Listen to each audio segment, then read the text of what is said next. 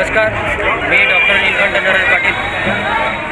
आज वडगाव शहरामध्ये मी प्रचार रॅली व आझाद चौकामध्ये जाहीर सभा घेणार आहोत। आता आम्ही इथून पाचोरा रोडच्या कार्यालयात निघतोय आणि मैंदड्यामध्ये जी घटना घडली, एका ज्येष्ठ महिलेवर जो अत्याचार झाला, त्या अत्याचाराच्या निषेधार्थ आम्ही निषेध व्यक्त करतो आणि पोलीस स्टेशनला आम्ही त्यांची साधून भेट घेणार आहोत रस्त्यामध्ये।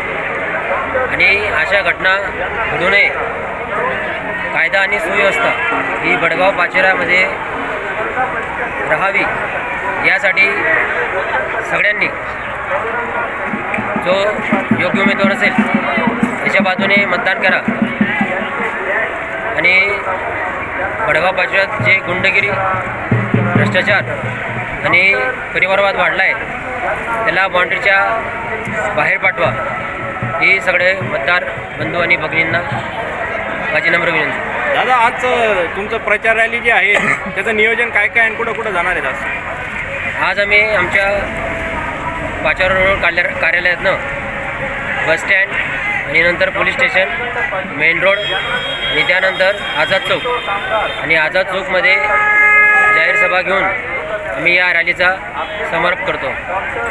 सभा किती वाजता आहे? रॅली संपल्यावर सभा होईल 12 ते 1 वाजेच्या दरम्यान।